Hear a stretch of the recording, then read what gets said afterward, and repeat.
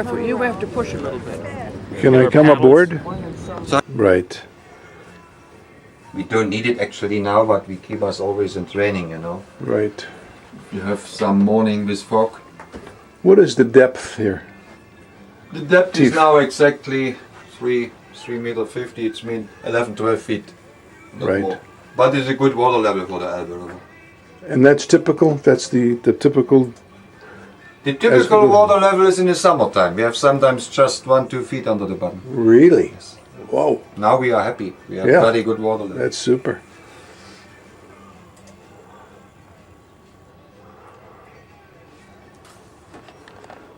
And this is the captain's view down.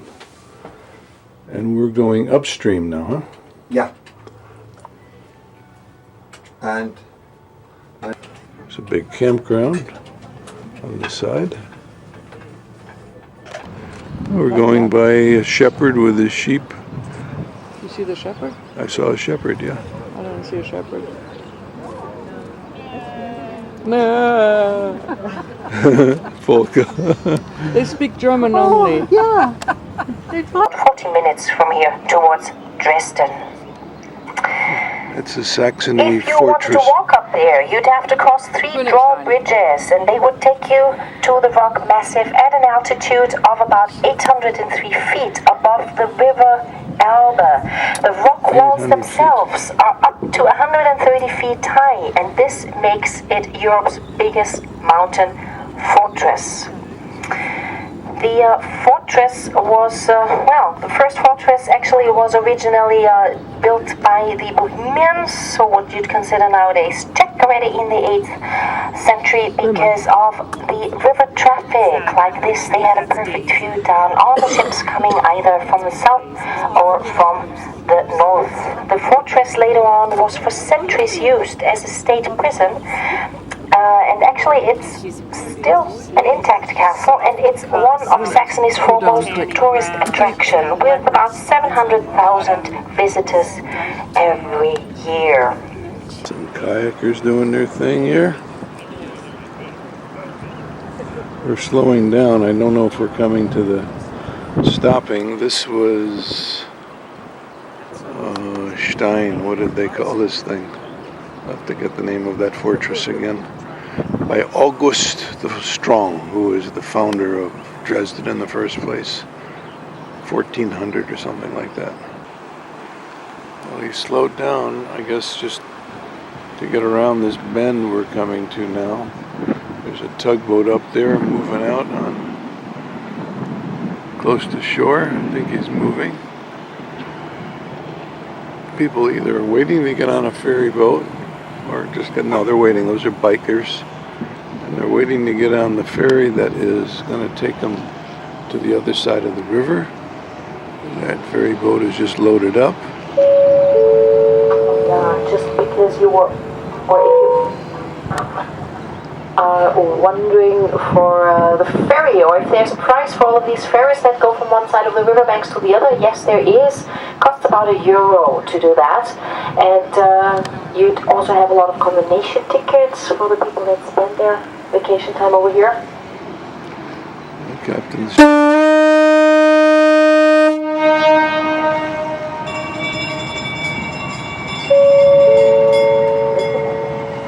Alright, we just had to honk the horn a little bit because over here on the left hand side, just where all these people are waiting to get on the next ferry, you see the yellow house, and this is where the sister of our captain lives. Oh, the sister. That's when we gave you the bell, that was the sister answering. Sister is waving at her brother. See the ladies waving there in the house? So they own the ferry boat. That's a good business, huh? She's talking about the maypole right there. I'm trying to hold the camera steady in the wind. Probably going to get a lot of wind noise with this. So it's these maples are getting bigger actually. When you go furthest to southern German states such as Bavaria, you have huge trees. You get a nice tree in the forest, cut it down, and then you take the trunk off. Or the bark off, and then you put it up with a big festivity, big hoopah band. That's the name of the fortress. name of this town, Königstein, King's Stone, King's Fortress. We're picking up the brother of the captain to go for a ride with us to the next stop. Sort of an inconvenience, but it's captain's right, captain's prerogative. Well, this is Bad Schandau. We've stopped here with our boat. The buses have left for the mountain bridge of Bastei. Here is the beautiful Elbe, and there is one of the the music box boats that Grand Circle Line has. They have the Mozart and a bunch of musicians, and this is the Allegro, keeping with the music allegory, and it is chartered out of Malta, Valletta, Malta, which was our first real adventure, Folke and I. Okay, we're in an apotheke in Bad Schandau still. Folke is getting some cough drops, some cough syrup. She's going to tell me how much she paid in this little shop. All kinds of goodies.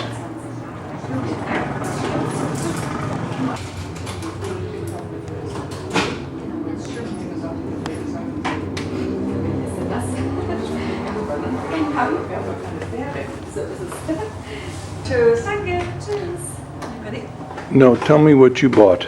Actually, I bought some cream for your shoulder. And what did you get for Bronchial drops. bronchial drops, and how much were they? She said Dreißig? $7.99. I heard Dreißig. 30 milliliter. Ah, Dreißig milliliter. So it's $7.99. so $10. Yeah, but the stuff is good. Yeah. You only take a couple of drops. And then I bought you some cream. It's called horse cream. Yeah.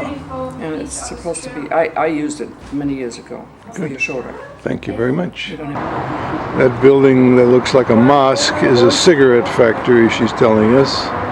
So we're getting a view, a panorama of Dresden. We're on the city walk tour with a guide from, she was a teenager at the end of the revolution, so she's very pro the East. She had a marvelous life, she tells everybody.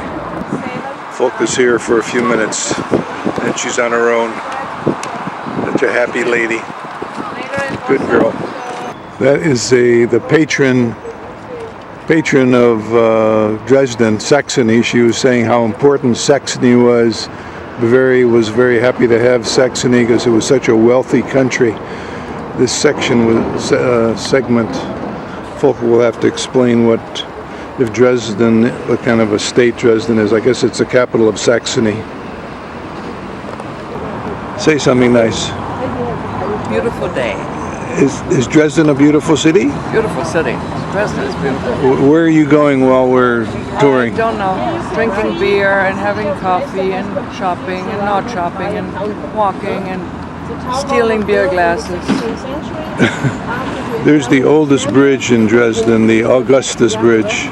Augustus the Great.